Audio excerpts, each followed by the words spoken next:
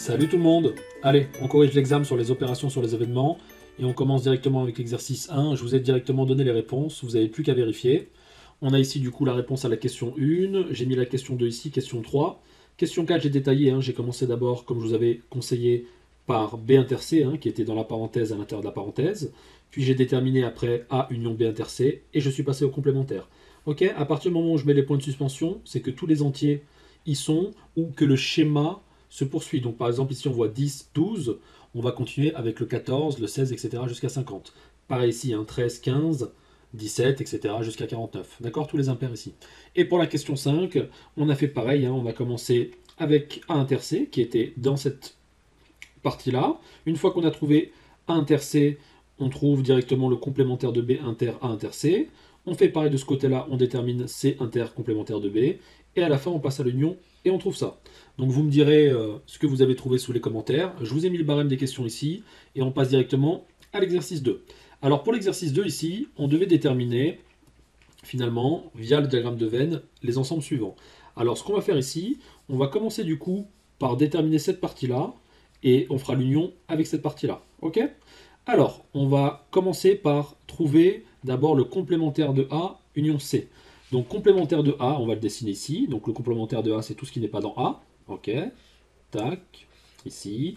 J'ai ça, ça, ça, ça, ça et ça. Union C. Donc là, il n'y a pas grand-chose à faire. C est déjà dans le complémentaire de A. Donc, on ne rajoutera rien. Donc, on a bien C. On peut remettre une barre ici pour que ce soit plus clair. Une fois qu'on a fait ça, on va changer de couleur et on va déterminer du coup la partie droite, c'est-à-dire A union complémentaire de B.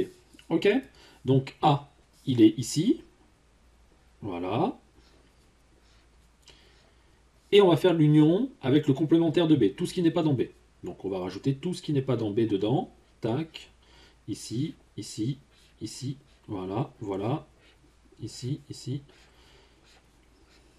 Ok, et maintenant, puisqu'on a le signe intersection, on va regarder toutes les parties qui ont été coloriées à la fois en vert et à la fois en bleu. Ok? Vous pouvez regarder le contraire, on va regarder simplement directement les parties qui ont été coloriées qu'une fois. Donc ici, on voit que clairement, toutes les parties qui sont là dans les deux cercles là n'ont été coloriées qu'une fois. Regardez, cette partie-là avec cette partie-là. Est-ce que d'autres parties ont été coloriées qu'une fois? Non. Donc du coup, on arrive à déterminer clairement toute cette partie-là. Et on a ici, si j'efface, tac, tac, tac, c'est tout ce qui n'était pas dans les deux cercles A et B. Et on a déterminé pour celle-ci qu'on fera en blanc, ce sera tout ça. Hop là, hop là, hop là. Ici, ici, ici, ici, ici. Et voilà, donc ici on a déterminé cette partie-là. On va déterminer maintenant l'intersection de A et B qui est ici. Ok. Et on fera l'union des deux parties. Il n'y a plus rien à faire. La question, comme dirait-on, elle est vite répondue. Et on a l'ensemble, du coup, qui correspond à la question 1. Pour la question 2, on va faire pareil, on va procéder par étapes. On a donc à l'intérieur, ici, complémentaire de A, union B, qu'on va effectuer en premier. Donc complémentaire de A, c'est tout ce qui n'est pas dans A.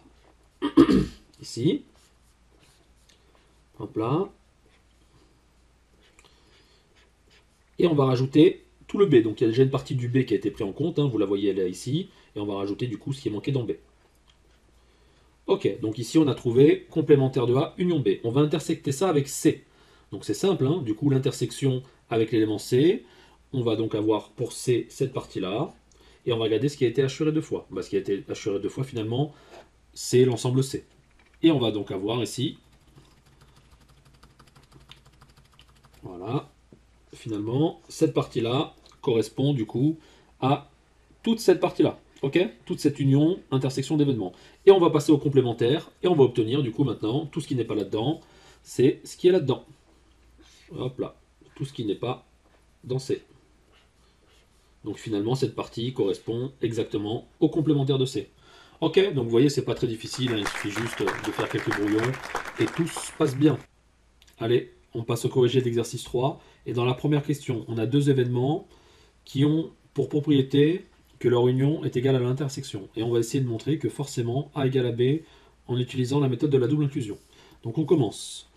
On va prendre un élément qui est dans A, soit X appartenant à A. Ok? Du coup, si X est dans A, X est forcément dans A union B, par définition.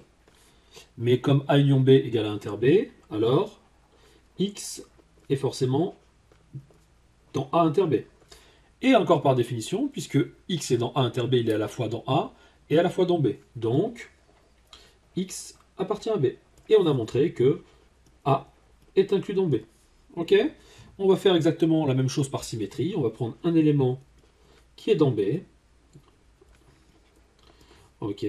X appartient forcément à A union B par définition. Alors, ici on a aussi la même chose. X appartient à A inter B. Toujours hein, par propriété qui est donnée dans l'énoncé. Hein. L'union est égale à l'intersection. Et si X est dans l'intersection de A et de B, bah, il est forcément à la fois dans A et à la fois dans B. Donc dans A. Et on a montré ici que B est inclus dans A. Conclusion, A égale à B. Ok? Alors, pour la question 2, on a donc trois événements ici, A, B, C, de telle sorte que A union B égale à A inter C. Ok? Et on va essayer de montrer que B est inclus dans A et que A est inclus dans C. Alors on commence, on va prendre un élément qui est dans B, soit X appartenant à B. Ok?